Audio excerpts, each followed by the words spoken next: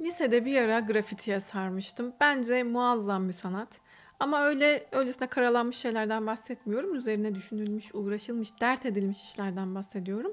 Çok seviyordum o zamanlar. Ve ilk iş olarak da odamın duvarını tabii ki de kullandım. Daha mükemmel bir yer olamazdı. Araya bir karakter de sıkıştırmazsak olmazdı yani. Ama öncelikle incecik, hiç böyle sesi çıkmayacak, ben burada aslında yoğum diyecek şekilde bir kurşun kalemle başlamıştım. Tabii ki adımı yazdım grafiti şeklinde ve yanına da karakter bir tane eklemezsek olmazdı. Yavaş yavaş aileyi de alıştıra boyamaya başlamıştım. Tabii ki öncelikle hemen böyle fark edilmiyor. Sonra üzerinden bir keçeli kalemle gideyim. Sonra şöyle bir boya varmış şununla gideyim falan derken yavaş yavaş orası artık büyümeye başladı. Artık hangi boyayı bulduysam girişmeye başladım. En sonunda sprey boyayla da taşlandırmıştı. Şimdi ne alakaysa aklıma bu geldi ve açılışı da bununla yapmış bulunduk.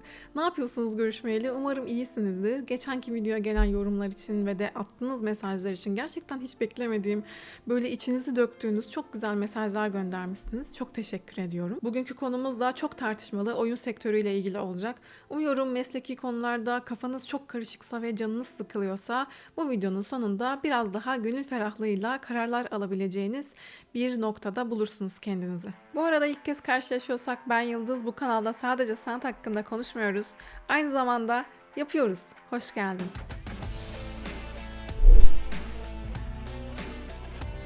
Öncelikle şunu belirtmeliyim ki bu anlatacağım deneyimlerin tamamı bana ait değildir. Hem burada sektörden arkadaşların hem de yurt dışında çeşitli oyun şirketlerinde çalışmış insanların deneyimlerinden bahsedeceğim bugün size. Bunu da küçük bir not olarak eklemiş olalım. Bugün şöyle bir kollarımızı sıvayıp iş başa düştü diyoruz kendimize. Ve hadi bakalım ben bu işi gerçekten sevdiğim için mi istiyorum yoksa bir heves mi diye soracağız kendi kendimize. Böylece umuyorum ki videonun sonuna geldiğinizde oyun sektörüne gerçekten girmek istemeyeceğinize karar vermiş olursunuz. Şimdi şöyle derin bir nefes alalım. Omuzlarımızı da biraz gevşetelim ve rahat bir alan açalım buraya. Çayınızı kahvenizi de kapıp gelirseniz tamamdır. Hadi başlayalım. Çoğunuz bir sanatçı olduğunun farkında insanlarsınız. Değil mi? Değilse bile bu videoları izleye izleye öyle olduğunuzu fark edeceğinizi umuyorum. Çünkü aslında hep hatırlatmaya çalıştığım şey her insan sanatçı doğar.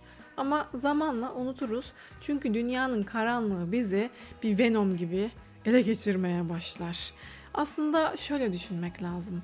Bir bebek doğduğunda yürümeye başlamadan önce dans eder aslında. Konuşmaya başlamadan önce şarkılar söyler, mırıldanır ve yazı yazmaya başlamadan önce resimler yapar.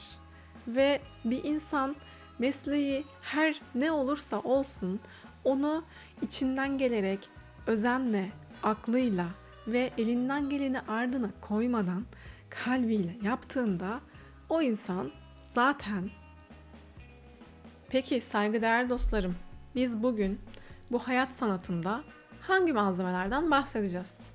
Tabii ki dijital malzemelerden. Yani fişi çektiğin an havaya yazı yazmak gibi bir şey aslında. Niyetimin hiçbirinizin umudunu kırmak değil, tam aksine daha güçlü ve hazırlıklı kılmak olduğunu en başından söylemek isterim. Çünkü bilgi güçtür. Bu yüzden zaten herkes kolay kolay paylaşmak istemeyebilir. O yüzden eğer siz de deneyimli, donanımlı biriyseniz olumlu veya olumsuz deneyimlerinizi bu alanda çalışmak isteyenler için lütfen yorumlarda yazın ki bu konu sadece benim değil, hepimizin ışık tuttuğu bir fotoğraf olsun. Ve tabii ki de istediğiniz iş için çaba göstermenizi dilerim. Çünkü herkesin yolu biriciktir. Oyunları gerçekten sevmediğinizde bu sektörle pek de uğraşmak istemeyeceğinizi en başından keşfetme şansınız var şu anda. Ama yine de her şeye rağmen yok abi, ben denemek istiyorum. Bakalım hayat benim karşıma neler çıkaracak. Çocukluğumdan beri de oyun oynuyorum zaten. Su testisi de su yolunda kırılır diyerekten karar verdiysen sevgili arkadaşım, pelerinini hak ettin. Giydirelim şöyle. Yakıştı valla. Az değilsin. Şimdi o zaman bu söylediklerimi şöyle güzelce paketliyorsun. Peksimet niyetine alıyorsun ve çıkınına atıyorsun. Çünkü yolda bayağı lazım olacak. Ve Esma, bu videoyu bayağıdır bekliyordun çiçeğim. Bana da anca nasip oldu. Umarım işine yarar. Şimdi mümkün olduğunca konuya çok uzak biri olsanız da herkesin anlayabileceği şekilde dümdüz anlatmaya çalışacağım. Benim de öğrenciyken bunları konuşmaya çok ihtiyacım vardı açıkçası. Ama ne o zaman sektör böyleydi ne de bu alanlarda çalışan insanlardan gerçekten detaylı bilgi alabileceğimiz bir ortam vardı. Yani bunların çoğunu bilseydim de aslında vazgeçer miydin derseniz hiç sanmıyorum açıkçası. Şimdiye dek hem tam zamanlı hem proje bazlı hem de freelance olarak çeşitli şirketlerle çalışma fırsatım oldu. Bunlardan çok az bir kısmı mobil oyun taraftaydı. O da hani casual, midcore arası bir şeydi. Konuya hakim olanlardan çok az sabır rica ediyorum. Çünkü hiç bilmeyenler için gerçekten önemli bir nokta olduğundan bu kısımdan bahsetmem gerekiyor. Şimdi mobil oyunlarda kategoriler vardır böyle. Hyper casual, casual, midcore, hardcore diye gider. Mobil oyunların patladığı süreçte çok fazla oyun şirketi açıldı, kapandı tabii. Çünkü aslında sanıldığı kadar kolay bir süreç değildir güzel bir oyun çıkarmak. Zaten o kısa sırada kapanan şirketlerin çoğunluğunun asıl niyeti güzel bir oyun çıkarmak değildi. 2017'den itibaren ve sonrasında pandemiyle de birlikte insanların evde bayağı bir canı sıkıldı ve oyunlara sardı. Temelde oyun kültüründen gelmeyen bu kalabalık kitle kolay ulaşılabilen mobil oyunlara yönelince zamanla bu bir iki haftada yapabileceğiniz hyper casual oyunlarla çok paralar kazanılabildiği yayılmaya başladı. İçeriden ve yurt dışından da hemen hemen her yatırımcının ilgisini çekmeye başladı. Ve hatta bilgisayar oyunu yapan bir takım şirketlerde daha çok para kazandırıyor diye bir yandan da böyle hyper casual oyunlar yapmaya başladı. Böyle konu oyun oynamayı seven insanların oyun yapmaya çalışıp para kazanmaya çalışarak çok daha iyi oyunlar yapmaya çalışmasından çıkarak bu sektörden nasıl acayip zengin oluruz diyen insanların birçok şirket açmasına evrildi. Bu tarz oyunlar ilk çıkmaya başladığında bu nasıl oyun yapmak abi, ne ara konu shit show'a dönüştü falan diye düşünebilirdiniz doğal olarak. Çünkü çok affedersiniz, tuvalet kağıtlı oyunlar bile yapıldı yani. Yani işin İşte bunun gibileri bile hyper casual kategorisinde oyun deniyordu. Amaç da bu yeni rüzgardan kolay kazançlar sağlamaktı. Yani o bir anda kurulan yüzlerce oyun şirketinin bir kısmının kapanması tam olarak bu balonun sönmeye başlamasıyla ilgili. Çünkü o kadar çok yapıldı ki öne çıkabilmeniz için ciddi yatırımlar yapmanız gerekiyordu. Şu mantıkla yola çıkanlar da var tabii ki. Genelde dikkat çekebilecek oyunlara ciddi reklam yatırımları yaparak öne çıkartıp yüz binlerce insanın bu oyunları indirmesini sağlayıp oyun içi reklamlarla yatırımınızı katlayabiliyordunuz. Hala yapan var mı derseniz eskisi kadar değil ama bu rüzgarı avantaja çevirenler tabii ki var. Çünkü bu daha iyi oyunlar yapabilmek için bir fon bulma yöntemi. Türkiye'de milyonlarca insan zaten oyunlarla büyümüş. Oyun deyince havada kapan, üretmek için de oynamak için de mükemmel bir kitle var. Ekonomi durumları sebebiyle bu küçük oyun şirketleriyle Avrupa'ya göre tabii ki ucuz iş gücüyle oyunlar üretebildiğimiz için melek yatırımcıların da gözdesi konumuna geldik. İşte bu kısmın anlaşılması bu yüzden önemliydi. Eğer bir oyun şirketine girerseniz ve bu tarz bir iş yapmanız beklenirse portfolyonuza koyabilecek kalitede bir işi belki de aylarca üretemeyebilirsiniz. Yine de başka bir projede çalışan daha deneyimli ekip arkadaşlarınızın nasıl bir sistemde çalıştığını da gözlemleme şansı bulursunuz tabii ki. Ama güncel projelerdeki yüksek eforlu çalışmalarınızı da portfolyonuza ekleyebilmek ayrı bir konu. Ona da birazdan geleceğim. Üzerinde senelerce çalıştığınız projelerdeki çalışmalarınızı portfolyonuza eklemek istersiniz. Yani aradan zaman geçtikçe baya uçurum olur. Hele 3-5 sene geçerse ve farklı güzel projelerde çalıştığınız zaman kendinizi geliştirdiğinizi portfolyonuza da koyarak gerçekten göstermek istersiniz. Fakat oyunlar çıkarılmadan çalışmalarınızı paylaşamazsınız. Çünkü tabii ki bütün telif hakları şirkete aittir. Yani Plaza'da da çalışsanız, bir şirkette de çalışsanız, kendi işinizi de yapsanız üretmek zorundasınız. Sonuçta işçisiniz. Ücretinizi alırsınız ve orada işiniz biter. Eğer bu tip büyük projelerde çalıştıysanız 3 ya da 5 sene belki de daha fazla beklemeniz gerekir ki nihayet oyun çıksın ve çok şükür artworklerinizi paylaşabilin diye. Ama bu kadar şirket var, bu kadar çalışan var, kaç tane oyun çıkıyor derseniz diyelim bir bilgisayar oyunu projesinde nispeten kalabalık bir ekiple 20, 50 ya da birkaç yüz kişiyle birlikte çalışıyorsun. Şu beklentiye kesinlikle girmemeniz lazım. Bu oyun bitecek ve ben yıllardır kafa patlattığım, emek verdiğim, bu güzelim, canım, kendimi nasıl geliştirdiğimi ortaya koyduğum işlerimi paylaşacağım. Portfolyoma koyacağım. Hayatta hiçbir şeyin garantisi olmadığı gibi bunun da garantisi yok arkadaşlar. Üzgünüm. Çeşitli şirketlerde çeşitli sebeplerden üzerinde yıllarca çalışılmış olsa da bir oyun projesi bir şekilde çıkarılamayabilir. Belki de bir bakarsınız bir sabah aniden işvereniniz ne acayip kötü şeyler yapmakla suçlanıp tutuklanır ve bir anda yüzlerce insan işsiz kalır. Ya da bir bakarsınız 3-5 ay önce İngiliz melek yatırımcılara oyunun sunumları yapılmıştır, toplantılar yapılmıştır, yemekler yenmiştir, şöyle bir şehir turu attırılmıştır filan. Her şey yani projede bayağı iyi gidiyordur aslında. Ama bir bakarsınız yatırımcılar ve işvereniniz parayı başka türlü değerlendirmek, başka sektörlerde değerlendirmek isteyebilirler. Ne bileyim ben, neden bir fast food zinciri açmayalım ki mesela?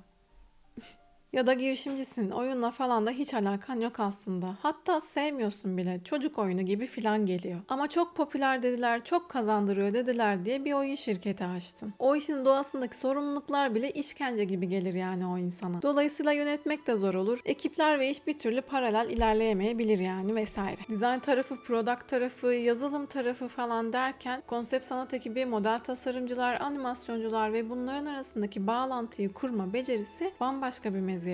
Bu arada oyun sektöründeki çeşitli sanat takımlarının nasıl çalıştığı veya buradaki mesleki alanlarla ilgili başka bir video yapabiliriz. Sistem nasıl işliyor, nasıl çalışıyorlar vesaire diye merak ederseniz bana yorumlarda belirtin. Bununla ilgili başka bir videoda yapabiliriz.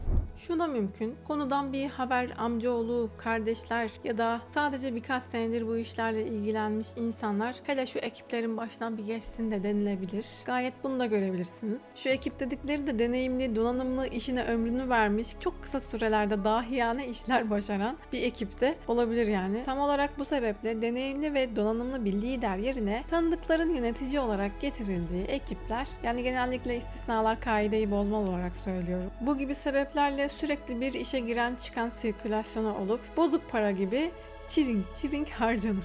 Takımına güvenen, güven vermeyi bilen, karakterini geliştirmiş gerçekten deneyimli liderler de var. Onları da bir kenara atmıyoruz. Onlara helal olsun zaten. O zaman ekip ona saygı da duyuyor, seviyor da. Kendi aralarında da işle de daha çok bağ kuruluyor böylece. O zaman da zaten herkes sorumluluğunu ve kendine yakışanı yapmak için daha çok çabalıyor. Hikayeli filan bir oyun projesinin hayata geçebilmesi için gerçekten tahmin ettiğimizden çok daha fazla kıstasın bir araya gelmesi gerekiyor. Bu hikaye konusunda da ülkemizin zaten çok acayip seviyede zengin olduğunu biliyorsunuz. Ama malum hala tam olarak kültürümüzü bu anlamda tanıtabilmiş değiliz aslında dünyaya. Yani bu özgün varlığımızı tam olarak ortaya koyabilmiş değiliz maalesef. Aklımıza ilk gelen örnek olarak mesela mitolojimiz bile Lebiderya. O toplumumuzun birlik bilinci, savaş mücadelemiz hep birlikte. Buradaki hikayelerden o kadar çok şey çıkabilir ki aslında. Yani buraları da çok güzel bir avantaja çevirebiliriz aslında kendi adımıza. Çünkü biz ne Araplara benzeriz ne Batı'ya benzeriz. Herkesi kapsayan, insanı insan olarak gören bir toplumuz aslında özümüzde. Bakmayın siz arada böyle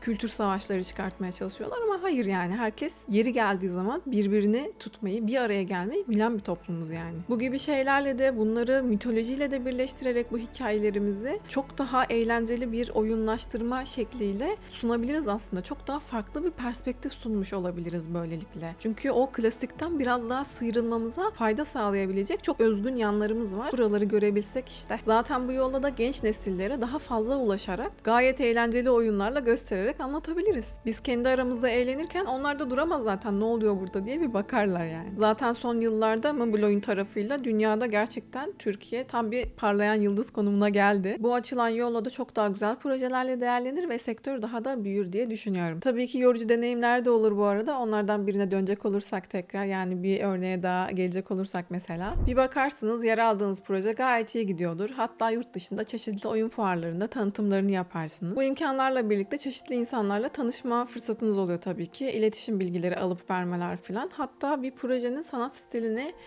çok beğenmiş bir abimiz ve bir teklifte bulunmuş. Demiş ki bizim de şöyle bir projemiz var. Sizin sanat stilinizi beğendik. Bunun için bir görsel demo hazırlayabilir misiniz demiş. Böyle bir teklifte bulunmuş mesela. Hem de kim? Netflix'ten Stranger Things dizisinin oyununu yapmak için görsel bir demo teklifi. Art ekibi çok mutlu tabii ama takımın genelinde ya o ne çocuk oyunu, çocuk filmi falan gibi düşünenler de var. Kurtlar Vadisi olsa neyse de bu dizi tırt falan diyenler var mesela. Halbuki geniş bir perspektifle bakacak olsak özellikle çocuklar konusu özelinde çok değerli anlatımları olan yapımlar olarak görebiliriz. Ama şimdi konu bu mu yani? Anlaşılmış artık bir demo yapılması gerekiyor ve o bağlamda böyle bir kıyas ne kadar mantıklı? Neyse görsel demo yapılıyor tabii ki ama bu gibi işleri çok sıkı takipçisi olunması gerekiyor. Ve tabii ki pandemi yönetimi gibi durumlara da denk gelebilir böyle projeler. Böylelikle de yine iptal olmuş olabilir. Veya yatırımlar çok daha karlı olabilecek başka sektörlerde değerlendirilmeye karar verilebilir. Sonuç olarak artworklerinizi portfolyoya koyma hayalinizde evrene gaz ve toz bulutu halinde karışıp gidebilir. Mesela böyle bir örnekle birlikte odaklanmamız gereken asıl nokta şu. Kendi işimiz için tek başına çalışmıyorsak, bir ekiple birlikte çalışıyorsak, kendi payımıza düşen sorumlulukların gerçekten farkında olmayı, takım ruhunu hissedebilmeyi, görevlerimizin bilincinde olmayı, o dayanışmayı canlı tutabilmek çok önemli. Çalıştığınız şirketi de çok küçük bir Türkiye olarak düşünün arkadaşlar. Herkes rengarenk, farklı konularda bambaşka şeyler düşünüyor olabiliriz. İnançlarımız da farklı olabilir, hayata bakış açımız da çok farklı olabilir. Bu yüzden sorunlara başka yollardan çözümler üretme alternatiflerimiz olur aslında. Ve bu farklı fikirlerde ya da zevklerde oluşumuz da birbirimize verdiğimiz değerden aslında hiçbir şey eksiltmez. Tam aksine böyle bir bahar bahçesi gibi düşünün ya, rengarenk. Her biri özel, farklı gözler. Zenginlik böyle bir şey, güç tam olarak böyle bir şey zaten. O yüzden tıpkı ülkemizin de özgürlüğü gibi yer aldığımız projenin de artık özgür olabilmesi için aynı amaç için aynı gemide hep birlikte mücadele ettiğimizi ve hep birlikte emek verdiğimizi unutmayalım derim. Bir de sadece oyun tasarımı değil, sanat yönetimi de artık günümüzde aşırı derecede çok önemli. Bunu da unutmayalım. Çoğu insanı ilk etapta etkileyen, avlayan şey artık sanat oluyor tabii. Yoksa proje kendini temsil edemez. O Steam'in diplerinden çıkması çok zor yoksa. O yüzden sanat yönetimini ya da yaptığımız her ne varsa neyi neden yaptığımızın farkında, bilincinde olarak yapabilmek çok önemli. Doğruya doğru. O iş ilanlarında gördüğünüz takım ruhundan kasıt zaten böyle bir şeydir. Mesela yazılımcıysam sanat takımının günlerce uğraştığı, emek verdiği işleri kafama göre şurasını keseyim, burasını biçeyim diyemeyiz. Bunu gerçekten yapan koca insanlar var ya, inanamazsınız. Ya da benden beklenen sanat stilini kafama göre değiştirip bence böyle daha güzel ya diyemem yani. Ama o süre zarfında bir sebepten yapamıyor olabiliriz. O zaman da çözümü çok basit, yardım isteriz ekip arkadaşlarımızdan. Yine o iş ilanlarında gördüğünüz çözüm odaklı olabilmek bir yetişkin olmak demek yani. Herkesin işine, alanına saygıyla yaklaşabilmek, aynı proje için emek verdiğimizi hatırlayabilmek bu yüzden çok önemli. Ekip olarak bunu başarabilseniz bile tabii ki yine çeşitli sebeplerden o proje bir türlü hayata geçemeyebilir. Sonuç olarak çıkarmanız gereken nokta şu.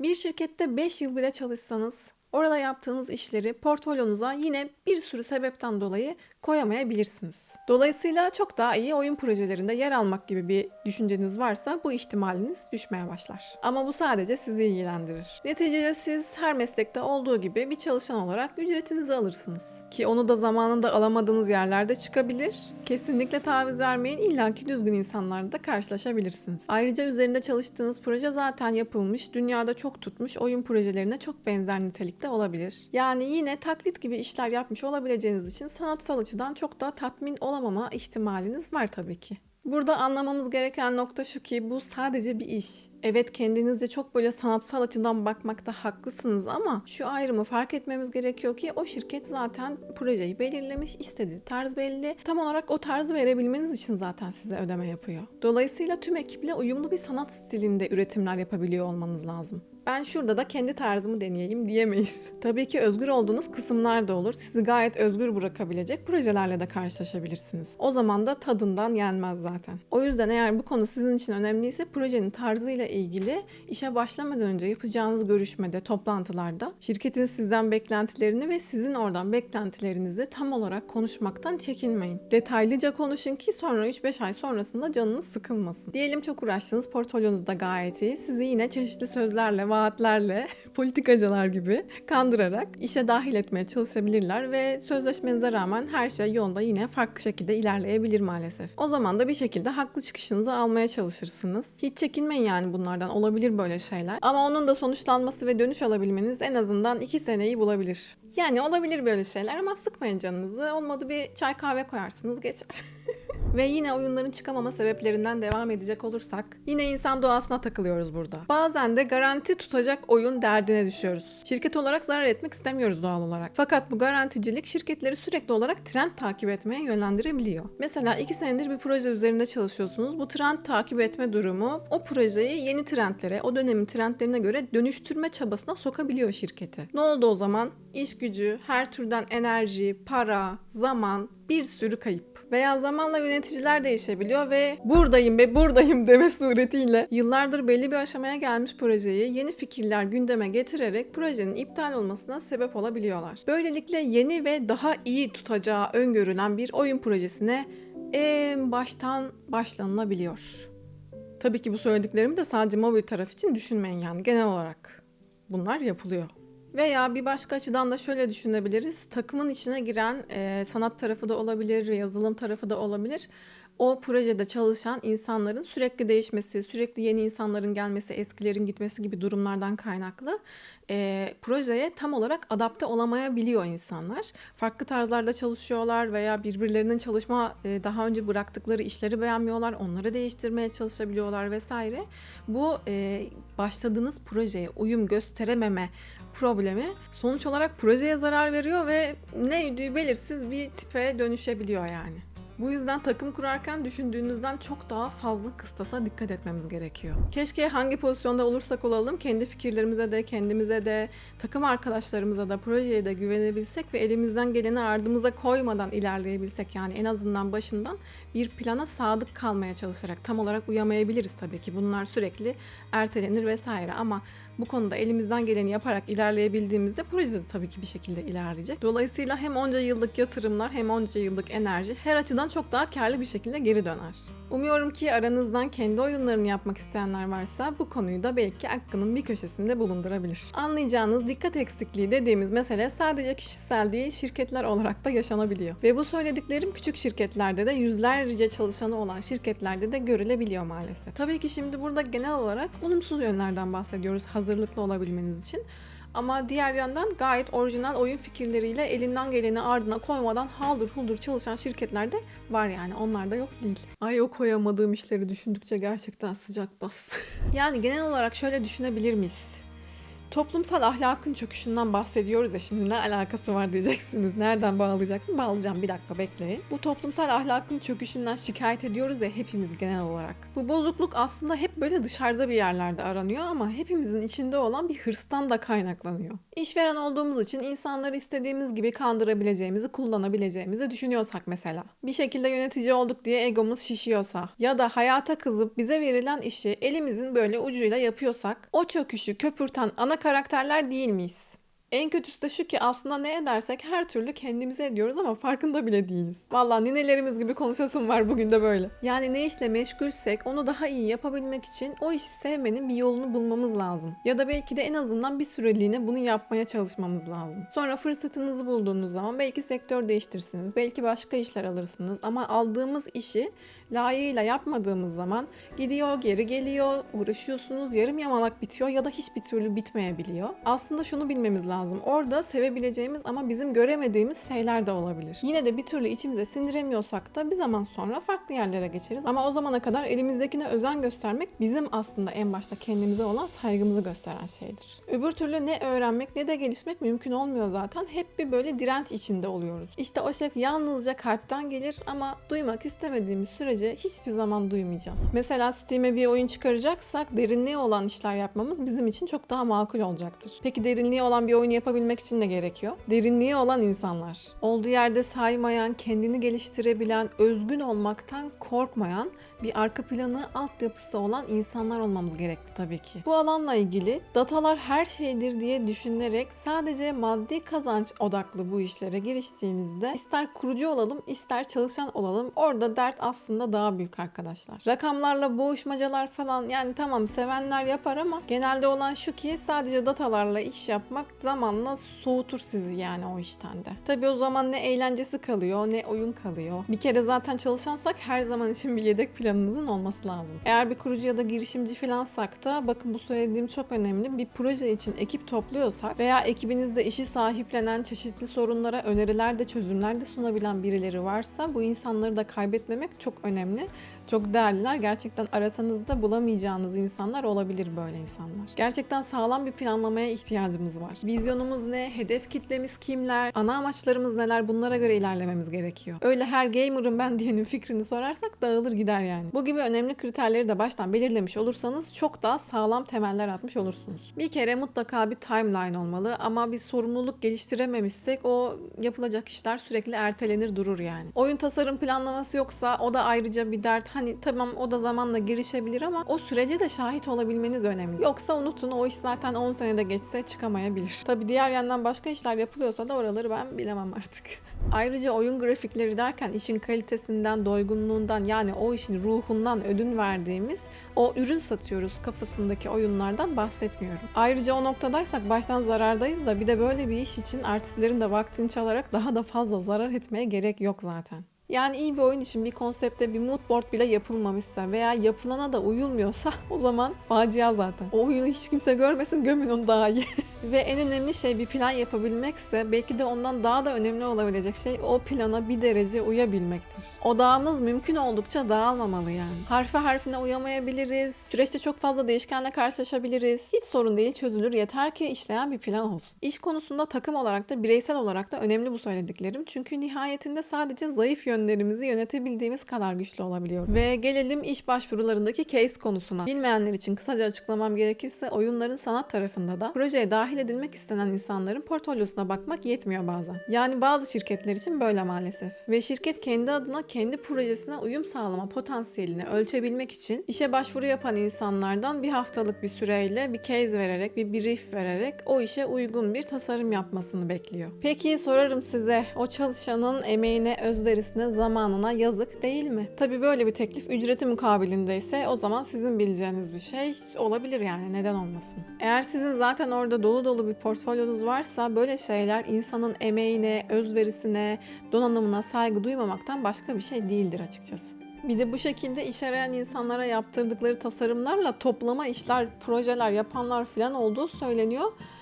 Aman Allah'ım, yani artık oradan nasıl bir şey çıkabilir hayal etmeye bile gerek yok. Sonuç olarak böyle bir istek işe alım yapan insanların deneyimsizliğini ya da çıkarcılığını gösterir. Çünkü işten anlayan insanlar bir portfolyoya baktıkları zaman zaten oradaki potansiyeli şak diye görüyor ve kaçırmak istemiyor. Veya o portfolyoya sahip insanların kendi projelerine uyumlu işler çıkarıp çıkaramayabileceğini öngörebilecek donanıma sahip oluyorlar. Ya da olmalıdırlar. Diğer yandan şu da mümkün, belki de anlamıyoruzdur yani bu sanat işlerinden, ne kadar yapabilirler, yapamazlar, tasarım veya tarzı verebilirler mi gibi düşüncelerimiz de olabilir. O zaman da zaten sürece bakabiliriz. Öyle bir haftalık tek bir case'le ona karar verebilmek çok da sağlıklı olamayabilir. Başka beklentiler, başka işler, başka briefler sonucunda aynı tarzı verebilecek mi onu göremeyebiliriz sadece bir haftalık bir iş içerisinde. Zaten o yüzden aslında bir aylık bir deneme süresi vardır. Bu arada bunu da tek taraflı düşünmeyin. O bir ay içerisinde şirket çalışanı, çalışan da şirketi deneyebilir. Bakalım burası benim için uygun mu diye. Ne bileyim, mesela ofistesindir, çalışma ortamın nasıl, koltuğun nasıl, insanlarla uyumun nasıl, şöyle bir bakarsın. Ya da projede aldığın görevle senin hedefine uygunluk durumuna da bakarsın. Belki konuştuğunuz gibi gitmiyor olabilir. Gidiyorsa da ne kadar gidiyor, onları tartabilirsin. Yani bunu tek taraflı olarak düşünmeyin. O yüzden eğer başvurduğunuz rol için yeterli bir portfolyonuz olduğunu düşünüyorsanız ve hala sizden case isteyenler olursa mümkün mertebe kabul etmeyin bunu. Ona harcayacağınız zaman içerisinde başka bir artwork hazırlayıp onu portfolyonuza koyabilirsiniz veya ilerletebilirsiniz. Kimse size hakkınızı böyle altın tepside sunup vermeyecek arkadaşlar. Bu hayat sizin, o özveri ve zaman sizin. Şirketlerin tek kaynağı para değil ki. İnsan gücü de çok özel, çok önemli bir kaynak. Ve evet, yapay zeka olsa da olmasa da bu böyle. O yüzden nefesinizi nasıl ve nerede kullanacağınızı da tabii ki seçebilirsiniz. Yani bugün belki çeşitli şartlar sebebiyle böyle düşünemiyor olabilirsiniz ama yarın daha iyisi yine mümkün. Yeter ki o pırıl pırıl enerjinizin farkında olun. Çünkü o enerji sınırsız değil. Zaten o yüzden bu dünyanın sistemi gençliğe bu kadar çok yükleniyor. Yani enerjinizin farkında olun ve bilinçli kullanın. Diğer yandan şu lafı da çok duyuyor olabilirsiniz. Ya harcanıyorsun, harcanıyoruz, böyle yerlerde çalışıyoruz falan filan gibi böyle şeyler de duyabilirsiniz. Yani sakın böyle düşüncelere çekilmeyin. hiç gerek yok. Yok yere o gün canınızı sıkmış olursunuz ve elinizde olan güzellikleri de göremezsiniz o zaman. Yani her zaman en istediğiniz projelerde çalışamayabilirsiniz ama bu sizin harcandığınızı da göstermez yani. Ya da belki de o sırada yaptığınız işte maddi değilse bile manevi olarak tatmin olamayabilirsiniz. O zaman da potansiyelinizi tam olarak gösterebileceğinizi düşündüğünüz başka işleri işten sonra da yapabilirsiniz ve öyle portfolyonuza koyabilirsiniz bunları da. Yani harcanmak derken zaten her şekilde harcıyoruz bu nefesi zaten. İstesek de istemesek de, o sıradaki işi sevsek de sevmesek de uğraşıyoruz, bir emek veriyoruz, zaman harcıyoruz. Ama karanlık taraf bizi ele geçirirse o işi şikayet ede ede, lanet ede ede yapmaya kalkarız. 3 birim enerjilik iş, 50 birim enerjilik işte bile zor bir taş. Yani tam olarak istediğinizi yapamadınız diye işten soğumaya gerek yok. Enerjimizi bilinçli bir şekilde harcadığımız için bu da farkındalığı yüksek bir deneyime dönüşmüş olur. Bunu ben daha iyi nasıl yapabilirim diye düşünmek için kendimizi eğitebilirsek gerçekten de daha iyi yapmaya başlarız ve çok daha kolay gelmeye başlar. Üstüne bir de sevmeye başlarsanız hiç şaşırmayın yani, çünkü bakış açınızı değiştirebilme becerisi çok hayatidir. O yüzden yaptığımız işten şikayet ede ede yaparsak zaten tabii ki de harcanırız. Ama bunu bir fırsata çevirip bilinçli bir şekilde enerjimizi harcamayı öğretebilirsek kendi kendimize, işte o zaman o iş tahmin ettiğimizden çok daha değerli ve anlamlı bir deneyime dönüşür. Çünkü sonuçta her zaman her istediğimizi yapamayız ve her öğün çikolata isteyen bir çocuk gibi kalamayız. Malum birçok kişi konuları farklı yerlere de çekmeye meyilli. Bu söylediklerim o yüzden yanlış anlaşılmasın. Tabii ki de potansiyelinizi en iyi şekilde kullanabilmek için farklı fırsatları da değerlendirme çabasında her zaman olabilirsiniz. Buna da hakkınız var yani. Yıllar önce ilk çalışmaya başladığım yerlerden birinde böyle insanlar çok görüyordum ve zaman içerisinde zaten siz de görürsünüz. Her sektörde vardır böyle insanlar. Sürekli yaptığı işten şikayet ede ede o işi yapan insanlarla karşılaşabilirsiniz ve bu da sizin zamanla böyle olmanıza, dönüşmenize sebep olabilir. Bunu da bu yüzden ekliyorum. O zamanlar ben de benzer bir durum yaşamıştım ve dedim ki hani bu böyle olmaz ve bu konuda düşüncelerimi değiştirerek bu şekilde çok daha verimli olabildiğimi gördüm. Yani çok daha kısa sürede bitiriyorsunuz işleri, çıt ilerliyorsunuz ve daha sonra istediğiniz neyse onu yapabilmek için enerjiniz kalıyor geriye. Yoksa mental olarak bir çöküşe gidersiniz. O yüzden yani bu şekilde düşünce sisteminizi değiştirerek de daha verimli olursunuz ve portfolyonuza farklı istediğiniz tarzda işler koyabilmek için de kendinize hem enerji hem zaman bulabilmiş olursunuz. Akşamları ya da bulabildiğiniz fırsatlarda, hafta sonlarında vesaire. Onun için ayrıca çalışmak için daha güçlü olursunuz böylece. Şikayet demişken, Türkiye çok kötü abi. Burada çalışılmaz. Yurt dışına gitmek lazım diyebilirsiniz. Bu da bir seçenek. Haklılık payınız da çok yüksek. Sebeplerinizden olabilecek bazılarını az önce zaten paylaştım. Ama böyle bir düşüncedeyseniz sizden ricam bunu bir kurtuluş olarak düşünmemek lazım. Çünkü dertsiz bir hayat arzusu ciddi bir hayal kırıklığına sebep olacaktır. Orada da dertler olacak, belki başka türlü şeyler olacak ama yine olacak yani. Zaten giden insanlarla konuşursanız kimileri gitmiş 10 senedir buradayım gayet de iyiyim diyor. Kimileri 3 senede bir şehir değiştiriyor ya da ülke değiştirmeye çalışıyor veya göçmen yasaları sürekli değişebiliyor filan. Evet, yurt dışında çeşitli ülkelerde sanatsal alanlardaki emeğe verilen değer çok daha fazla olabiliyor. Tabii ki maddi olarak daha tatmin olacağınız çeşitli işler yapmanız da mümkün. Ama yurt dışına gittim ve her şey süper diye de bir şey yok açıkçası. Gerçekçi bakalım, her yerde türlü çeşit haksızlıklarla karşılaşma ihtimaliniz var. Ama bunun yanında yine benzer işleri remote olarak ya da freelance olarak da yapma ihtimaliniz ya da imkanınız var. Yine buradaki gibi ya da belki de çok daha fazla zorlandığınız zamanlar da olabilir. Ya da yine içinize çok sinen, çok daha maddi olarak kazandığınız zamanlar da olabilir. Yani herhangi başka bir ülke her konuda her türlü çok mükemmel ve gittim kurtuldum diye bir şey söz konusu değil. Böyle konularda çok garantici düşünmemek lazım. Çünkü burası cennet değil, dünya. Çeşitli ülkelerde yaşayan, konuştuğum insanlardan ya da oralardayken iletişimde olduğum insanlardan gördüğüm kadarıyla belki de tam alıştım denilebilecek böyle 5-6 yıl sonrasında çok bunalabilen, daralan, dönmek isteyen ama yine çeşitli sebeplerle dönemeyen insanlar da olabiliyor. Ama bunun yanında yıllardır şu şirketteyim, çok mutluyum, oh sefam olsun diyen de var tabii. Yani işin özü, bu gibi deneyimler çok kişiseldir. Hayat deneyimidir. Hayata bakış açınız, yaşamınızı üzerine kurguladığınız temel değerleriniz, bu işin sizin için ne kadar önemli olduğu gibi konular. Şu ana kadar yaşadığınız deneyimleriniz ve buradaki şu andaki şartlarınız, bunların hepsi çok değişkendir yani. Herkes için çok özeldir. O yüzden bu gibi kararları başkalarının söylediklerine göre değil, yine kendiniz almanız gerekiyor. Yani gideyim mi gitmeyeyim mi gibi böyle gelen sorulara da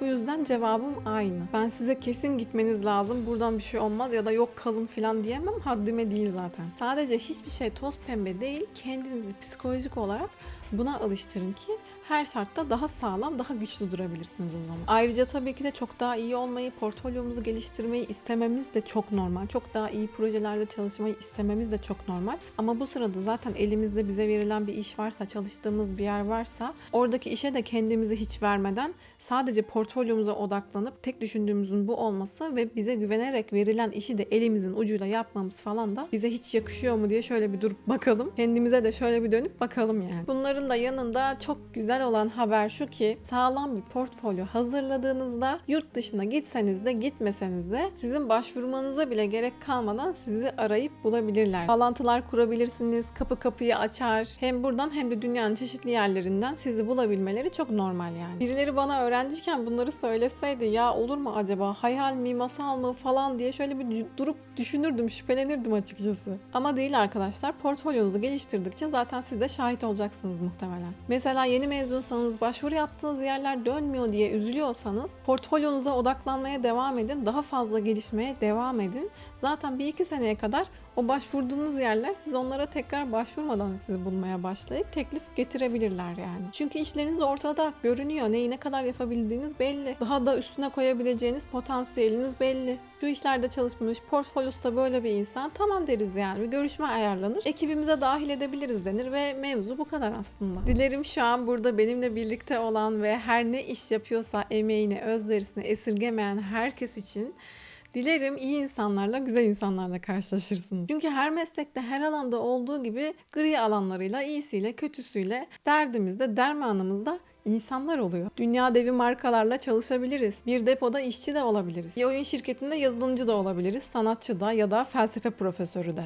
Hepimiz aynıyız. Hiçbirimizin nefesi diğerinden daha değerli değil. Zaman da hiçbir şekilde geri gelmeyecek. Böyle düşünme tarzlarına duygusallık olarak bakanlar da çok fazla tabii ki ama bu duygusallık değil, gerçekliktir aslında. Ama biz böyle şeyleri toplum olarak hep dirençle karşıladığımız ve hatırlamamak için elimizden geleni yaptığımız için her şey hepimiz için çok daha kötüye gitmeye devam edebiliyor maalesef. Kişisel olarak da, ekip olarak da, şirket olarak da, ülke olarak da nasıl düşünürseniz düşünün hepsi aynı kapıya çıkıyor bu değerleri bilmediğimiz zaman. Ve sanatta din, dil, ırk ayırmaksızın tüm insanlığı, canlılığı ve doğayı kapsar. Barış dilidir zaten. O yüzden bir sanatçı olduğunuzun farkında olarak sevgiyi, vicdanı, insan hayatını, canlılık ve doğanın paha biçilmez değerini çevremize, birbirimize hatırlatmak aslında bizim en öncelikli görevimiz.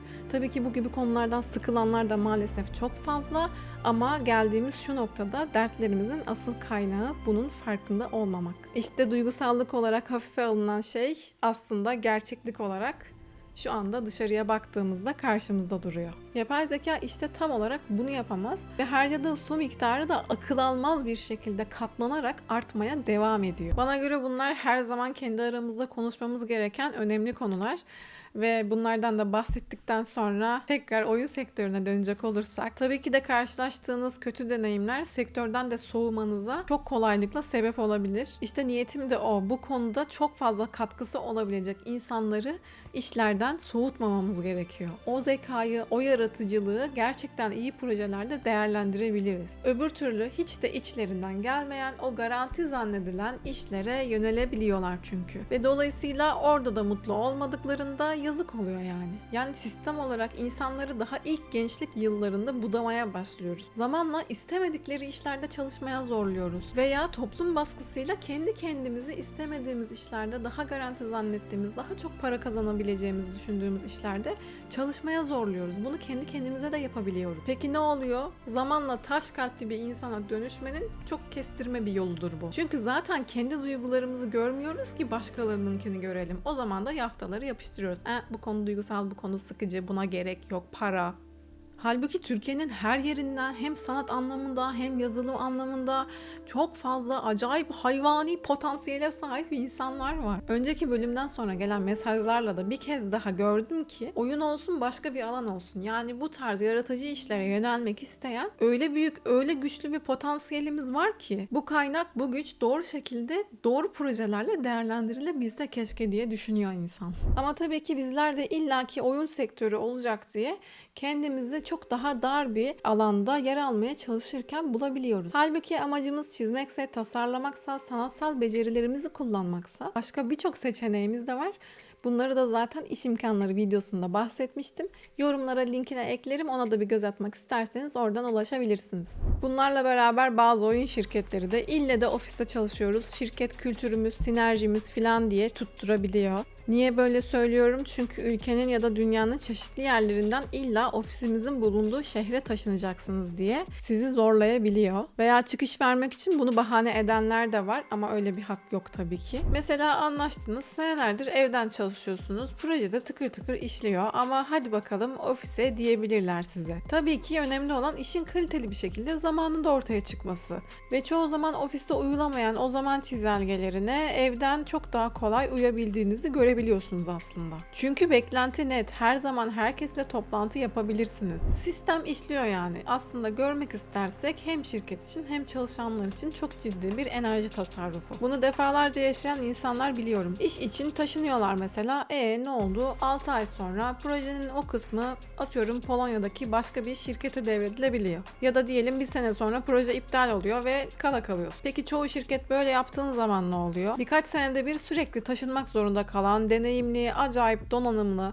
yetenekli insanlar sektörden soğumaya başlıyor. Veya freelance'e yöneliyorlar. Taşınmak deyip geçmeyelim, çocuğunuz falan olsa da olmasa da çok yaşa. Evli de olsanız, yalnız da yaşasanız bir ailesiniz. Kendi düzeniniz, bir yaşam standardınız var. Veya yurt dışı da olsa, buradaki herhangi başka bir şehirde olsa taşınmak göçtür. İnsanın hayatında tekrar toparlanana kadar ya da toparlandıktan bir süre sonra bile hala etkilerini sürdüren ciddi bir durumdur. Çünkü önemli psikolojik etkileri var. Bir de o etkileri gizlemeye çalışıp hayatınızı devam ettirmeye çalışırken işin stresi ya da taşınma sebebiyle hiç hesapta olmayan çeşitli sağlık problemleriyle de karşılaşabilirsiniz. Bu yüzden o göçün psikolojik etkilerini de sakın hafife almayın. İnsan hayatına gerçekten ciddi etkileri olan bir süreç tabii ki de çoğu zaman göz ardı ediliyor. Tabii ki bu söylediklerim her proje, her şirket için geçerli değil. Tekrar onu da belirtmiş olayım. Ama böyle bir uygulamaya başvuranların bir kısmının aslında arka planda düşündüğü şöyle de bir şey var. Ofiste kontrol duygusunu çok daha net hissediyorlar. Kimileri için bu duygu işin kendisinden çok daha değerli açıkçası. O yüzden o insanlardaki, çalışanlardaki sürekli taşınma etkisini görmek istemeyebilirler. Halbuki sistem diğer türlü de gayet işliyor ve her açıdan çok daha enerji tasarrufu sağlıyor. Bu yüzden birkaç yılda bir taşınmak istemiyorsanız mümkünse evden çalışmayı talep etmesi gereken tabii ki yine sizlersiniz. Yani hayatınızın şu anlık döneminde şartlar sebebiyle çok da mümkün değilmiş gibi görünüyor olabilir, anlıyorum. Ama aklınızın bir köşesinde bulunsun, zaman içerisinde bir bakarsınız gerekli koşullarda sağlanmış olabilir. Bununla ilgili de geçenlerde şöyle bir paylaşım görmüştüm. Hatta bulabilirsem yana bir yere koyarım onu da. İşte diyor ki mesela, hepsini okumama gerek yok, isterseniz durdurup hepsini siz okuyabilirsiniz sonra. Açık ofisler kullanılmaya başladığında büyük bir inovasyonmuş gibi tanıtıldı. Ama yıllar geçtikçe bunun aslında kontrol amaçlı bir girişim olduğu anlaşılmaya başladı. Yani mimari bir tercih değil, bir davranış mühendisliğiydi. İzlenip izlenmediğini bilmeyen insan kendini sürekli denetler. Harvard Business School araştırmasına göre açık ofislerde yüz yüze iletişim %70'e kadar düşüyor. Çünkü sürekli görünür olmak beyinde düşük seviye tehdit yaratıyor. Bu durumda insanlar kulaklık takıp kaplumbağa etkisi yaratıyorlar. Yani bunu yaşamayan yoktur herhalde bu tip alanlarda çalışıp. Bir dönem ben de gerçekten kulaklığı takarak konsantre olmaya çalıştığım. İşinize konsantre olmak için bir mücadele içine girersiniz. O ses izolasyonunu kulaklıklardan takmaya çalışırsınız yani çalışabilmek için. Beyin yarım duyguları, konuşmaları filtreleyemez. İnsan sesini her zaman önceler. Yani gün boyu açık ofiste kalmak işitsel korteks için kesintisiz bir savunma savaşıdır. Beyin de kaydedemediği için 8 saatlik mesai sonunda tükenirsiniz. Eve haşatınız çıkmış şekilde dönersiniz. Evden çalışmakla ofiste çalışmak verimlilik açısından karşılaştırıldığında mutlaka evden çalışmanın toplam maliyet ve verimlilik açısından daha avantajlı olduğu ortaya çıkacaktır. Yani bu konuda başka bir sürü araştırma var. Ben sadece denk geldi diye bunu sizinle paylaştım. Aslında üstüne çok da fazla tartışmaya gerek olmayan bir mesele olduğunu düşünüyorum. Çünkü zaten açık, yani bunu deneyen insanların çok daha verimli bir şekilde projelerini ilerletebildiğini, o iletişim söz konusu olduğunda bunu başarabildiklerini görebiliyorsunuz. Burada zaten aslında önemli olan şey iletişim. Ne kadar uzakta, ne kadar yakında olduğun, ofiste olduğun ya da olmadığın çok da bir anlam ifade etmiyor. Eğer doğru iletişimde kurabiliyorsanız sürekli olarak o bağlantıda kalmayı, toplantılara vaktinde ve hazırlıklı gelebilmeyi, yaptığınız işin sürecini ve deadline'larını zaten göz önünde bulundurarak çalıştığınız zaman pek bir şey fark etmiyor açıkçası. Buradaki en önemli nokta iletişim. Zaten eğer bu açıdan bakacak olursak tek problem uzak olmak olsaydı yan yana olan insanlar da tıkır tıkır çok iyi çalışabiliyor olurdu. Tabii ki de kimileri için ofisten çalışmak daha uygun olabilir. Evde öyle bir ortama uygun bir ortamı olmayabilir. Bunlar da ihtimal dahilinde. Bu anlamda da yine tabii ki görüştüğünüz şirketlerle ortak bir nokta bulmaya çalışabilirsiniz. Yani son raddede önemli olan sorumluluk bilinciyle doğru bir iletişim becerisi geliştirebilmek. Ayrıca bir konuya tam odaklanma süremizin en azından 20 dakikaya falan ulaştığını söyleyen çalışmalar da var. Düşünün, biri oradan laf atıyor, biri buradan laf atıyor. Oradan bir başkası hadi mola diyor. Bu konuda daha net bilgiler edinmek isterseniz Çalınan Dikkat diye bir kitap var. Henüz okumadıysanız onu da şiddetle tavsiye ederim. Yaratıcılık sabit bir özmüş gibi davranıyoruz ama aslında dinamik bir süreçtir. Zaten bu süreçte bulunduğumuz ortamla nasıl bir etkileşim içerisinde olduğumuzla direkt olarak ilgili aslında. Tam bu noktada bir seçenek daha sunmak isterim size. Çok niş bir sanat stilinde seçebilirsiniz. O alandaki model üretimlerinizi, karakter tasarımlarınızı ya da prop tasarımlarınızı freelance olarak çok çeşitli firmalara satabilirsiniz. Ona da ihtiyaç duyulabiliyor. O yüzden bu da bir seçenek olarak aklınızın bir köşesinde bulunsun. Ya da şöyle düşünebilirsiniz. Mesela hangi tür oyun projelerinde yer almak istiyorsunuz diye. Önden buna karar verebilirseniz eğer, ben kendi tarzımla, kendi tasarımlarımla oyun yapacağım diyorsanız kendi oyununuzu da yapabilirsiniz. Yalnız tek başınıza girişmeyin. Kafa dengi birkaç arkadaşınızla yaparsanız böyle şeyleri omuz omuza verince gayet çıkabilirsiniz yani işin içinden. Bakın, bununla ciddi ciddi düşünün çünkü yapabilirsiniz yani. Emek vermekten kaçarak zaten mümkün değil ama fikirlerinizle, katkılarınızla mümkünse özgün bir duruş sergileyin ki binlerce oyun arasından biraz olsun sıyrılmayı sadece özgünlükle yapabilirsiniz çünkü. Yani yeter ki bir ucundan başlayın, zaten her yer kaynak dolu. Ama bana sorarsanız hemen şirket kurmaya çalışmayın bence. Önce bir işi öğrenmek lazım. O maddi yüke girmek falan dert yani. Bir sürü evrak vesaire bu tür işlerde cabası oluyor. Biraz netleşsin oyununuz, şirketinizde zaten kurarsınız sonra. Ama bir yerde çalışacağım diyorsanız kendi çizginizde özgür bırakılmanız tabii ki de çok biraz daha nadir bir durum oluyor. Yani bunun bir iş olduğunu unutmamamız gerekiyor. Eski ressamlar da böyleydi. Hani bizden ne isteniyorsa ona en uygun şekilde çözüm odaklı olarak yaklaşmamız lazım. Zaten bizi tam olarak profesyonel yapan da budur. İmkanınız varsa, öneri kabul ediyorlarsa tabii ki de sunabilirsiniz en başından. Ama zaten var olan, devam eden bir projeye girdiğinizde bunu değiştirmeye çalışmak sadece zaman kaybı olacaktır. Yani Mimar Selim gibi ben pembe sevmiyorum diyen adama pes pembe bir salon vermek istemiyorsanız. Nispeten büyük projeler için genel olarak özgün fikirler, tasarımlar tercih edilmiyor dedik ama hiç mi yok? Tabii ki de var. 50 kişilik, 100 kişilik ekiplerle birlikte çalışan, konsept sanatçılarını mümkün olduğunca özgür bırakan, uyum içinde çalışabilen, kalabalık sanat ekipleriyle de çalışan şirketlerde tabii ki az da olsa var. Bir kısmı yok oluyor gibi ama bunlar olur yani. Zamanla açılır, kapanır, oluyor böyle şeyler. Ve böyle bir yerde yine özgün bir projede yıllarca çalışmış olsanız bile bir gün bir bakarsınız şak, şirket yine küçülmeye gitmiş. Onlarca ya da yüzlerce kişi bir anda yarın işe gitmeyeceğinizi öğrenebilirsiniz. Hem de tazminatsız, bildirisiz yani. Dediğim gibi nispeten kalabalık ekiplerle büyük bir şirkette çalışıyor olsanız bile, orada yıllarca çalışıyor olsanız bile böyle bir ihtimal her zaman var. O yüzden bunu da aklınızın bir köşesinde bulundurun derim. Evet, çalışanlar çok maliyetli olabilir ama bu zaten belli değil mi? O yüzden böyle bir anda hiç gerek yokken hadi agresif işe alım yapıyoruz falan diye ortalara atlamaya gerek yok. Daha 6 ay öncesinden belli zaten projenin nereye gittiği ya da kaç kişi tarafından ne kadar ilerlenebildiği. Bunu çoğunlukla iletişimsizlikten de yapıyorlar. İçeride kaç kişinin neyle uğraştığını zaten ekipler çok daha iyi biliyor. Durumda gerçekten o kadar bariz,ken hakların da üstüne yatmak nedir yani? İş dünyasında duygusallığa yer yok dedikleri şey tam olarak böyle. Aslında tüm dünyada sektörün normal kabul ettiği şey bu. O yüzden bu ciddiyetin de farkında olmanız gerekiyor ki şok olmayın yani sonradan. Öyle bir durumda da zaten devam edersiniz. Hadi bakalım, yeni bir proje arayışı dersiniz yani. En başından bilin diye özellikle anlatıyorum arkadaşlar. Çünkü gerçekten oyun sektörü hakkında çok toz pembe hayalleri olan arkadaşlarım da var. Sizleri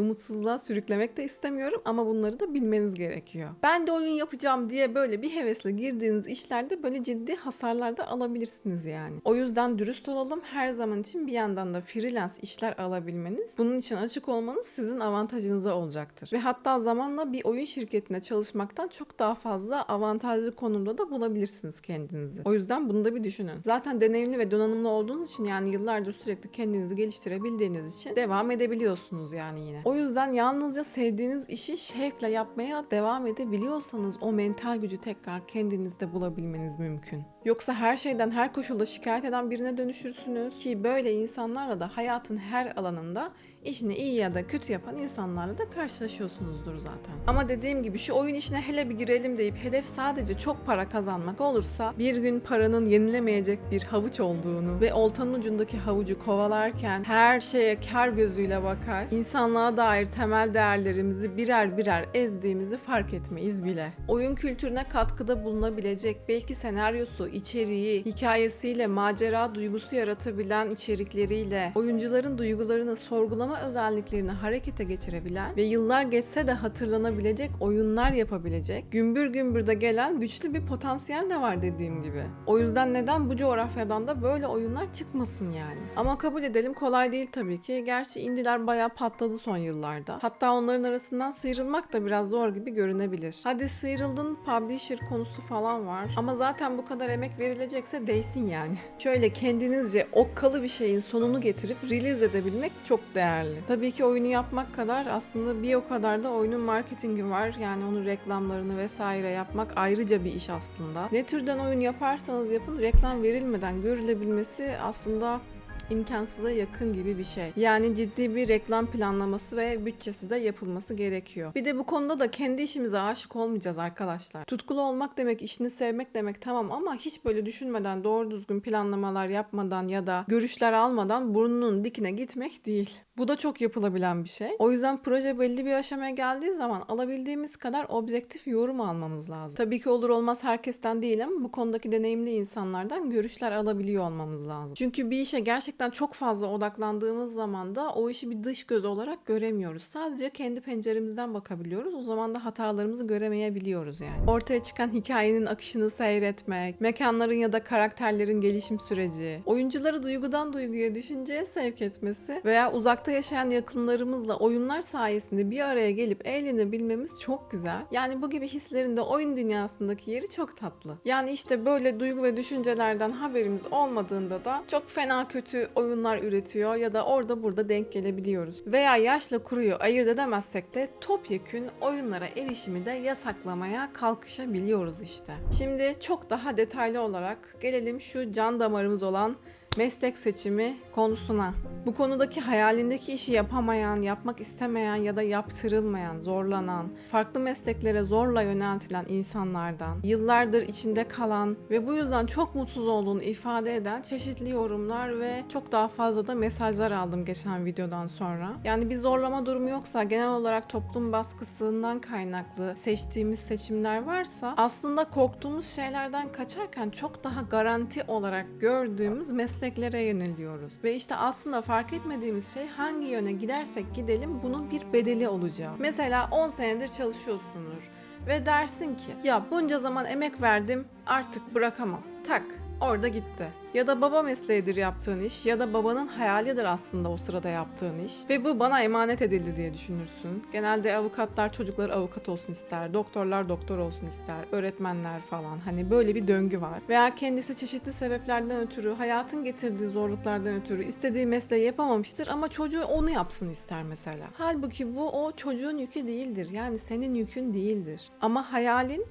yani kendine hayalim olarak düşündüğün şey, olmak istediğin şeyden ziyade bir etiket almak ve bir kar düşüncesi ise zamanla o yolda her şey mübah diye düşünmeye başlayabilirsin. Dolayısıyla yola çıkarkenki benliğinden bambaşka bir şeye dönüşebilirsin kolaylıkla. Bu ara bir dizi izliyorum, aklıma o geldi şimdi. Mesela oradan bir örnek verecek olursam ama bir spoiler olacak. O zaman Alarm. Şu an spoiler vereceğim arkadaşlar. İzlemediyseniz ve maruz kalmak istemiyorsanız birazcık atlayabilirsiniz bu kısmı. Ana karakterimiz Sir Donk. Kendisi şövalye ama gezgin bir şövalye. Şövalye diyorum çünkü aslında icazete hiç gerek yok. 7 krallık arasında oradan oraya gezerken bir çocukla karşılaşıyor. Saçlarını kazıtmış dazlak bir çocuk bu. O yüzden kendi kendine egg diyor, yani yumurta. Zamanla ona katılıyor ve şövalyemizin yaverliğini yapmaya başlıyor. Sonra öğreniyoruz ki meğer bu çocuk prensmiş. Çocuk bıkmış bu kraliyetin entrikalarından, kaçmış. Ve aslında prens olduğu mecburen ortaya çıkınca da babası geri alıyor tabii. Ama yumurtamız çok mutsuz, burada kalmayı istemiyorum diye tutturuyor. Kral da bizim Sir Duncan'ı çağırtıyor ve bizim bu küçük prensi yaver olarak yanına al diyor. Senin de kendini zaten geliştirmen lazım. Burada da eğitim alırsın. Kalede sana da yer var. Burada kal diye iş teklifi yapıyor. Ama bu teklif Sir Duncan'ın mizacına hiç uygun değil. Adam gezgin bir şövalye. Ve tabii ki travmalarından da kaynaklı olarak benim prenslerle işim bitti diyor. Kapıyı çekip çıkıyor.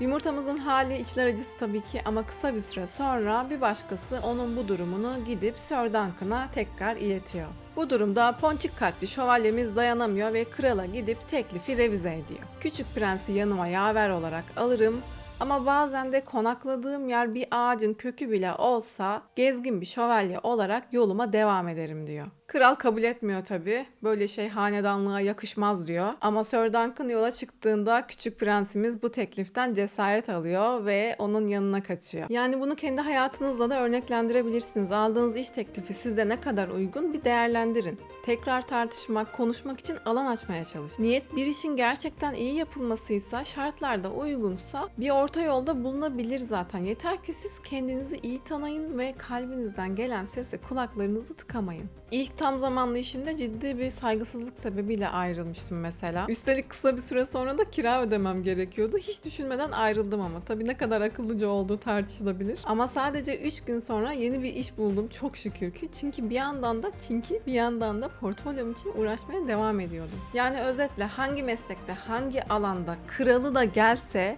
bize sahibimizmiş gibi davranmasına izin vermeyeceğiz.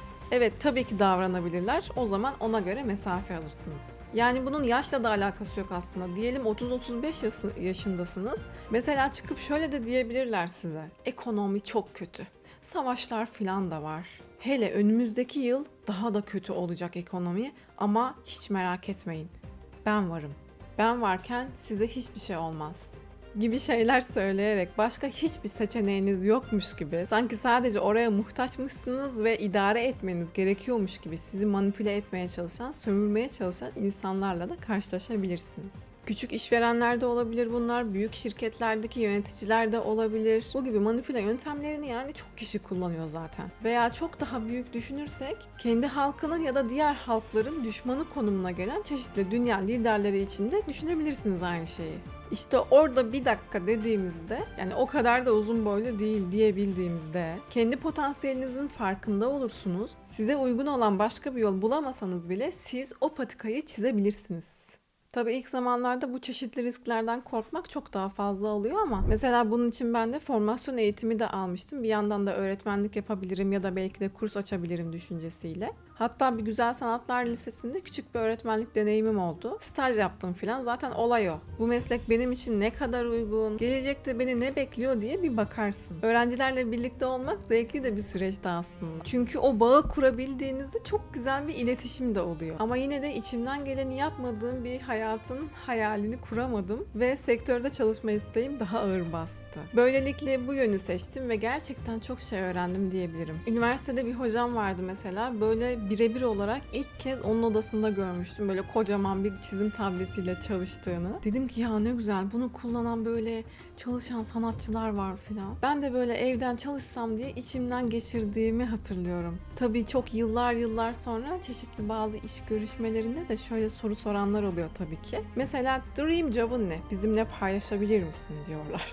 Hayalindeki iş demeye çalışıyor. Nedir? Paylaşabilir misin bizimle? Dedim ki ben hayalimdeki işi yapıyorum zaten. Küçük bir şok, nasıl yani filan. Kendi ofisimde farklı karakterler, dünyalar tasarlıyorum. Orada minik ama önemli bir bakış açısı değişiyor tabii ki konuya karşı. Ama anlık bir şey yani. Aslında şunun farkında olmamız lazım. Biz özenle emek vererek bir iş yapmaya çalışıyoruz.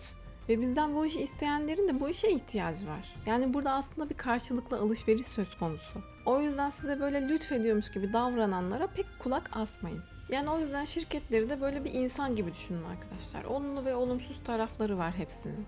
Şirketi insan gibi düşündüğümüzde çalışanlar onun organlarıdır. Aynı şey ülkeler için de geçerli tabii. Bu anlamda dünyayı da kocaman bir insan gibi düşünebilir miyiz? Yani biraz akli dengesi pek yerinde olmayan bir insan diyebiliriz herhalde dünyaya. Özetle şirketlerde tıpkı insanlar gibi kendi sistemler içerisinde hem olumlu hem olumsuz taraflarıyla var olurlar. Ve dünyada çoğumuzun nasıl ki farkındalığı düşükse şirketlerin de öyledir. Tam da bu sebeple türlü çeşit mübah gördükleri yollarla markalaştırdıkları kurumlara insanları kabul buyuruyormuş gibi çalışanlara değer kattıklarını düşünürler genellikle. Bir noktada tabii ki de böyle ama ben aşırı noktalardan bahsediyorum. Halbuki bu tabii ki de karşılıklı bir durumdur. Yani size lütfedilmemeli. Zaten kendinizi geliştirmişsiniz, belli bir noktaya gelmişsiniz. Donanımınız belli, her şeyiniz belli. O yüzden kendi değerini ispatlamak için herhangi bir ünlü marka ya da prestijli bir etiket peşinde koşuyorsan acilen durman lazım. Çünkü gerçekten ihtiyacın olan şey aslında bu değil. Kendi değerini hatırlaman gerekiyor sevgili dostum. Bu yüzden kalbinin sesini dinle ve elinden geleni yapmaya devam et. Çünkü zaten değerlisin. O markayı marka yapanlar oraya tüm hayat enerjisini akıtanların tamamıdır. Emek verenlerdir. Ve tabii ki de yine o markada çalışacak olanların enerjisiyle ayakta kalır o şirketler. O yüzden acilen kimliğimiz sandığımız o şeyleri şöyle bir bırakıp uzaktan bakmalıyız. Hayattaki rollerimiz, mesleki etiketler, ünlü türlü çeşit markalar ya da partiler hiçbiri bizim kimliğimizi ya da değerimizi hakiki bir şekilde yansıtamaz. Bu yüzden her ne iş yaparsak yapalım tam merkeze insanı koyduğumuz bir bakış açısını sahiplenmemiz gerekiyor. Şey dediğinizi düşünebiliyor musunuz mesela? Sen benim kim olduğumu biliyor musun? Bre cahil. Ben Firavun'un kölesiyim. Bre falan diyor. Tabii şivesi biraz farklıymış bu kölenin. Bunu günümüze uyarlayın işte. Ne fark eder abi? Ne iş yapıyorsak yapalım. Meslekler sadece etikettir. İş yapmakla birileri ya da bir şeyleri kazanma hırsıyla veya birileri ya da bir şeyleri kaybetme korkusuyla kendimizi kaybetmek arasındaki o ince çizgiyi fark etmemiz çok önemli. İşte o yüzden sanatçılar hala burada. Umarım yorulmamışsınızdır. Devam ediyorum. Burada odaklanmamız gereken nokta şu. Tutkumu takip etmek istiyorum ama ne olacak diye aşırı düşündüğüm zaman. Bu arada umarım oyun sektöründen biraz dışarı çıkıyoruz diye rahatsız olmamışsınızdır. Zaten başlıkta da yazıyor mesleki seçimler diye. Çünkü bunlar da yaşama sanatına dahil sonuçta. Zaten gidenler de gitti. Dostlar da biliyor önceki bölümden. O yüzden biz bizeyiz. Rahatız. Hiçbir şey olmaz. Size verebileceğim en iyi tavsiye yani nacizane ne olabilir biliyor musunuz arkadaşlar? Böyle bir dünyada psikolojimizi sağlam tutmamız gerekiyor. Dünyanın neresinde, hangi koşulda olursak olalım asıl bunu geliştirmemiz lazım. Ve bu yalnızca biz kendimiz için çaba sağlarsak mümkün. O yüzden yazdıklarınızdan da bir kez daha anlıyorum ki tabii ki çok yorgunuz. Bir şeyler yapmak istiyoruz ama sürekli çeşitli engellerle karşılaşıyoruz. Dünya da yeterince zorlayıcıyken, malum afetler, krizler, skandallar falan derken sürekli olarak umutsuzluk içerisinde enerjimiz tükeniyor. Ama her şeye rağmen umutlu olacağız. Bu bizim seçimimiz. Bunu kimseye teslim etmeyeceğiz. Neyi düşünüp nereye odaklanacağımız da bizim seçimimiz. O yüzden dikkatimizi nereye verirsek zihinsel enerjimiz de oraya akıyor. Bunu unutmayalım. Yani yaşam enerjisi bu. Sınırsız bir şey değil, hafife alınacak bir şey değil. O yüzden lütfen bu konuyu ciddiye alalım. Kendi psikolojinize yatırım yapın lütfen. İlla ki terapi alın demiyorum. İmkanlar çok sınırlı, farkındayım ama kendinizi eğitebilirsiniz diyorum. Yani ne bileyim Tülay Kök var mesela, Nihan Kaya var. Çok güzel içerikleri var, kitapları var. Böyle cephanenizi yavaş yavaş doldurun yani. Psikolojim iyi değil, ülkeden hiç umudum yok falan diyorsunuz. Aman yani arkadaşlar lütfen. Kendimizi toparlamayı kendi kendimize öğreteceğiz. Ama böyle şeylerde de yani düştüğünüz zaman, moraliniz bozuk olduğu zamanlarda da böyle spiritüel akımlara falan da sakın kapılmayın. Sözüm de başka yerlere gitmesin tabii ki ama yani bu anlamda her sakallı dedemiz olmadığı gibi her boncuklu da ablamız değil mi? O yüzden psikoloji konusunda kendimize eğitmemiz etmemiz çok önemli. Kitaplar, videolar, bir sürüyle içerik var ama tabii ki onu da ayırabiliriz. Nihayetinde psikologlar da insan, özellikle bazı can alıcı konularda kendi fikirlerini de dayatabiliyorlar. Yani daha çok izlenebilmenin yolları belli, ona göre içerik yapanlar da var. O yüzden devamlı sorgulamamız lazım. Sizi yücelten, pohpohlayan, diğerlerini, ötekileri küçümseyen içeriklerden uzak durun. Çünkü herkesin yaşadığı hayatın arka planında türlü çeşit sebepleri var ve biz bunları asla bilemeyiz. O yüzden bize ya da başkalarına üstten bakarak konuşanlara kulaklarımızı tıkayalım. Ve hem kişisel hem toplum olarak buna aslında ihtiyacımız var. O yüzden lütfen psikoloji okumalarını da şöyle bir hayatınızın bir parçası haline getirmeye çalışabilirseniz çok güzel olur. İşte o zaman ister bir oyun şirketinde çalışın, ister kendi işinizi yapın, yanınıza çalışanlar alın ya da her ne iş yaparsanız ve dünyanın her neresinde olursanız olun, yaptığınız işler daha çok tatmin eder sizi. Ve en güzeli de kimsenin etkisi altında kalmazsınız. Ne bireysel, ne şirket içi, ne de toplu manipülasyonlara da kanmazsınız. Çünkü daha özgür bir zihin yapınız olur. Malum dünyanın türlü çeşit yollarla insanlara yaptığı şey zihinlerimizi işgal etmek. Empati yoksunluğu iş dünyasında soğukkanlılık olarak övülür, ödüllendirilir. Para hırsı her şeyin üstündedir. O yüzden kendi kendinizi ne kadar donanımlı hale getirirseniz o kadar iyi. Mesela ilk aklıma gelen, çok etkilenmiştim bu kitaptan, İnsanların oynadığı oyunlar. Ya konu nerelere geliyor? Ama burada gerçeklerden bahsediyoruz. Bunu bir okuyun, ilginizi çekmese bile şöyle bir göz atın, gerçekten ilginizi çekecektir mutlaka. İnsanlarla ilgili çok daha fazla şey öğrenebilirsiniz yani sadece bu kitaptan bile. Herkes dil öğrenin der, öğrenin tabii ama belki de bundan da çok daha önemlisi sağlam bir karakteri kendimiz için yeniden tasarlamak, kendimizi yeniden inşa etmektir. Duygu ve düşüncelerimizle kalma veya yönetebilme becerisidir. Bakın buna çok dikkat edelim. Duygu ve düşüncelerimizdeki hakimiyetimiz. Tabii ki her an buna hakim olamayabiliriz ama bu zamanla gelişebilen bir şey zaten. O zaman olan bitenin çok daha farkında oluruz. Bu da hem fiziken hem mental olarak hem de manevi olarak kendimizi besleyebilmemizle mümkün. Çünkü dünyanın neresine giderseniz gidin psikopatlarla, narsistlerle karşılaşabilirsiniz. O yüzden sizi ayakta tutabilecek en önemli şeylerden biri budur. Çünkü yani özellikle CEO'lar, startuplar, girişimciler arasında yaygın bu kişilik özellikleri. Narsistlik, psikopatlık vesaire gibi iş gereği hükmetme, yönetme becerisi olarak kendilerini veya bu kişilik özelliklerini kolaylıkla maskeleyebiliyorlar tabii ki. Yani hepsi de böyledir demediğimi anlamışsınızdır herhalde ama biliyorsunuz işte var yani böyleleri. O zaman da etik mi? O ne?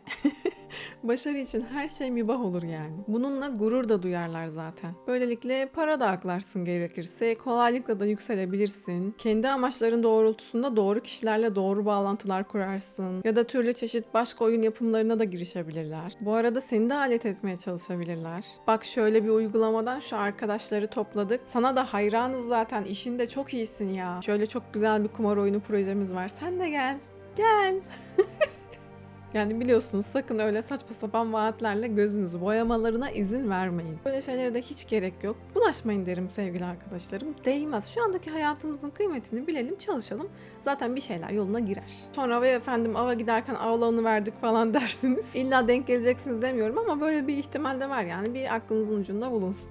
Özetle psikoloji konusunda kendinizi eğittiğinizde neye gerçekten ihtiyacınız olduğunu çok daha iyi fark edersiniz. Hem de sizi böyle kendi küçük oyunlarına davet etmeye kalktıklarında zaten bilincinde olursunuz. Oyun filan diyoruz da işte asıl oyun insanlarla ilgili aslında. İşte her alanda bütün bu şahit olduklarımız kendimizi ne kadar iyi tanıdığımızla, yani insanın dolayısıyla da bizim ne menen bir varlık olabilme potansiyelimizi kavrayabilmemizle ilgili. Zaten bunu anlayabildiğimizde de hangi işte çalışırsak çalışalım çakallık peşinde değil, ne yaparsak yapalım kalbimize sindiği gibi elimizden gelenin en iyisini yapmaya çalışarak yaparız zaten. Millet neler yapıyor, kalbine de siniyor işte falan derseniz de o iş öyle değil yani. Görüyoruz işte dünyada olup bitenleri. Gözleri kör, kulakları gerçekten sağır olanlarla, taş kalpli olanlarla, kendini bilen özgüvenli birisi olmak bambaşka şeyler. Bunları da karıştırmayalım. Bu bilinçte olduktan sonra zaten kendi oyunumuzu yapmak istesek onu da yaparız ama o zaman da bunu sadece insanların beynini uyuşturarak, bağımlı yaparak onların paralarını sömürmek için yapmayız yani. Ya da tek amacımız yatırımı katlamak olmaz. Evet tabii ki para da güzel bir motivasyon olacaktır ama bunun bir dengesi. Yani özellikle oyunlarda kullanılan bu psikolojinin bilimsel verilerini negatife kullanmakla uğraşmayız en azından tek hedefimiz öyle olmadığı zaman. Biliyorsunuz yani pazarlamanın temel şeylerindendir. İnsanların neye ilgi duyacağı, hangi renklerin nerelerde kullanılacağı ya da nerelerde hangi tip butonların olacağı telefonlarda falan.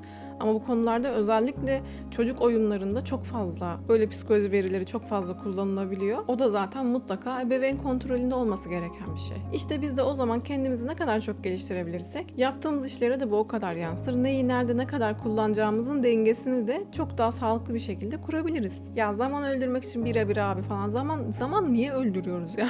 Yani böylece zengin olacağım hırsıyla çöp oyunları üretmekten ibaret olmaz o zaman bizim yaptığımız oyunlarda. İşte o zaman projemiz küçük de olsa görece anlamlı bir altyapı kurmaya çalışabiliriz. Hem kendimize hem de hayata bir değer katmış olmaktan çok daha fazla tatmin olabiliriz. O zaman zaten herhalde sağlam bir iş olur. Bununla doğru orantılı olarak da hem maddi hem de manevi yönden çok daha tatmin edici olur. Kendi atmosferi, buna uygun bir geçmişi olan karakterleri ve kimliği olan bir evren oluşturabilmek, o yaratıcılığı da kullanabilmek başka bir meseledir. Belki başka bir zaman ondan da konuşuruz. Dediğim gibi ne olacak diye aşırı düşündüğümüz zaman yani buraları da neden bu kadar değindiğimi merak edebilirsiniz. Bilmiyorum ne alakada diyebilirsiniz ama Türkiye dünyada ruh sağlığı bozuklukları açısından ikinci olmuş bir ülke. Yani o yüzden bu aslında hepimiz için çok önemli bir şey. Bunun gerçekten komik bir tarafı yok. Bunun ciddiyetinin hep birlikte farkında olmamız lazım. Sokağa çıktığımız zaman da zaten çok rahatlıkla hissedebiliyoruz. O yüzden lütfen bu konuda en azından kendimizle ilgili olarak biraz daha farkında olabilmek için çaba gösterebiliriz diye düşünüyorum. Hepimizi ilgilendiren bir mesele olduğu için bulunduğum alanla ilgili elimden geldiğince destek olmaya çalışıyorum. Şimdi tekrar konuya dönecek olursak meslek seçimlerimizle alakalı oyun sektörüne mi gireyim, orada hangi alanda çalışayım, şöyle mi yapayım, böyle mi yapayım falan diye düşünürken yapsam da zaten olacak mı olmayacak mı falan diye en başından bir umutsuzluğa kapılabiliyoruz. İşte o zaman bu düşünceyi bir takıntı haline getiriyoruz aslında. Ve böyle takıntılarla en kötüsü zaten hiçbir şey yapamadığımızla kalabiliriz. Kendimiz için bir adım atmak bile çok zor gelebilir, anlıyorum. Zaten o yüzden ufacık da olsa şunu anlatmaya çalışıyorum. Sadece korkularımıza odaklandığımızda gerçekten de korkularımız bizi yönetir. Bütün dünyanın olayı zaten her alanda o. Bu korku kültürü. Korku pompalayıp çeşitli kültürel de savaşlar çıkarmak aynı zamanda. Sadece farklı konularda farklı düşünebildiğimiz için birbirimize düşman olalım isterler. Klasik işte böl parçala yönet. O korkular bizim en büyük zaafımız olur. Ve bunu bilenler belki o aile, toplum, sosyal çevremiz ya da belki de çalıştığınız şirketler işte sizi o hangi korkularınız varsa artık o korkulardan böyle iplerle tutup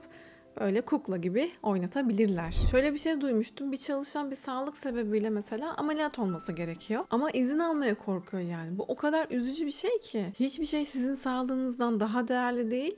Lütfen hiçbir şeyden korkmayın. Hiç kimseden. Gerçekten sizin sağlığınızdan daha önemli olan hiçbir şey yok. Bir de aslında şöyle bir şey var. Böyle sebepler için izin almak isteyenlere o gruptaki diğer çalışanlar zaten en baştan zorbalamaya başlıyor. İzin mi aldın falan diye. Yani bu gibi durumlardan da bahsediyorum aslında.